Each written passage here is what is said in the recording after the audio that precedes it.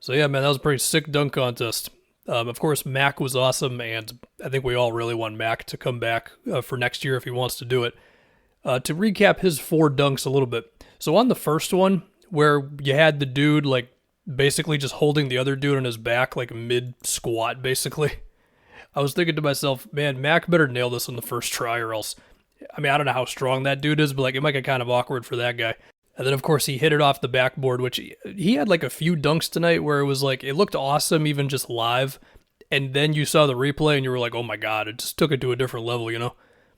Also, a huge part about Mac's performance, did not miss a single dunk. Then for the second one, he had that baseline 360, I guess you could call it sort of like a windmill.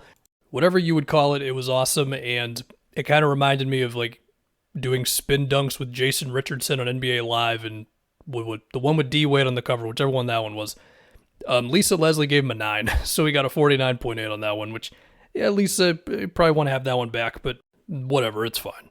Then we got the double pump from him, another one where, when live, it looked really good. Like, you could tell he kind of did something live, at least I could, like, oh, he did something different in the middle of that. What was it? And then you see the replay of it, and it's like, oh my God, this dude's doing so much in half a second. And then for the last one, the 540, it's just beautiful, man. And hey, I mean, Trey Murphy was creative with that one where Alvarado stole it, and I thought KJ Martin had some good ideas. As for Jericho Sims, I mean, you know, the judges liked Jericho Sims more than I think Twitter did. You know, when you go for the Vince Carter arm in the rim dunk, I feel like you have to do it better than Vince did it at this point. And actually, speaking of Trey Murphy, that one where it seemed like he was going to go up for kind of like a back scratcher dunk and then it turned into sort of like a windmill at the last second, that one was pretty damn sweet. And to mention KJ again, like that first dunk where he went reverse and, you know, got the pass from Jay Sean Taylor, like I thought that one was pretty awesome, but when you miss it a couple times in a row, it does take the air out of it a little bit. I guess we could talk about just All-Star Saturday in general. I know this is not normal for me, but like we got a week off here, man. Let's just vibe pretty much. Let's just start from the top of the show, go to the skills challenge. This one was a little rough, to say the least. You know, we had the rookies, Paulo, Jabari, and Jaden Ivey, where they got, 3 points? I'm looking at it now. The thing with the skills challenge, man, like you just got to rotate to right in front of the basket more. That's it. You just got to give yourself some easy ones. As far as the skills challenge overall, I mean, they made the rings for the passing just huge now to where nobody can mess it up, which I don't know how I feel about that. The skills challenge, I mean, the best version of it was definitely the shooting stars, where I remember Kenny Smith shooting like half-court shots, and I also remember Chris Bosh shooting a lot of like elbow bank shots for some reason.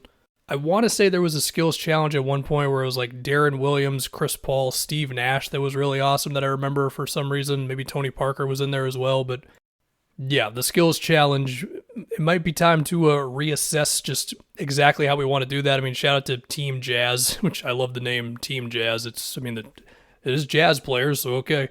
And the Antetokounmpo brothers, although Drew was in there, I don't know. Let's get to the 3-point contest. And look, Tatum, you're my guy. You're the most important person in my life. Why did you put the money ball rack on the first frickin' corner, huh? Why would you do that? Nobody else does that unless someone did that and I'm forgetting, in which case I'm dumb. But like, I'm pretty sure nobody does that. I can't get mad at Tatum. I love him too much. The thing with the 3-point contest, number one, it's always good. Like, there's never complaints about it. It's usually the most star-studded one at this point. I don't know really how that ended up happening, where the stars just didn't want to do the dunk contest as much, whereas it seems like every 3-point contest we've got it. But I guess the biggest thing with it is always like, you know, whose form is best suited? Because you've got somebody like Kevin Huerter, who's an awesome shooter, but he's got a lot of jump in his shot. Whereas you got Halliburton, where, I mean, Halliburton's got a little bit of a hop, but it's nothing too crazy. And then you got somebody like Julius Randle, and I know it's going to be the Randle roast session on Twitter, and I don't want to get into that, but Julius, he's got a lot going on with his jump shot. You know what I mean? It's a pretty big wind up, and he does jump like a decent amount, and it's just not really the type of form that's best suited for just taking one after another and doing it all in a minute, pretty much. I should probably mention the winner, Dame. That was nice to see. And it was cool that at the end there, when he really had to get like 4 in a row, he got 4 in a row. That was pretty sick. So yeah, man, pretty good All-Star Saturday. I know that everybody wants a 1v1 type of thing for All-Star Saturday, and I agree. I think it'd be cool. Granted, I don't think we would ever get like Luka versus Steph or something, but you could probably come up with some cool matchups. I don't know if it's ever going to happen, but yeah, decent time overall.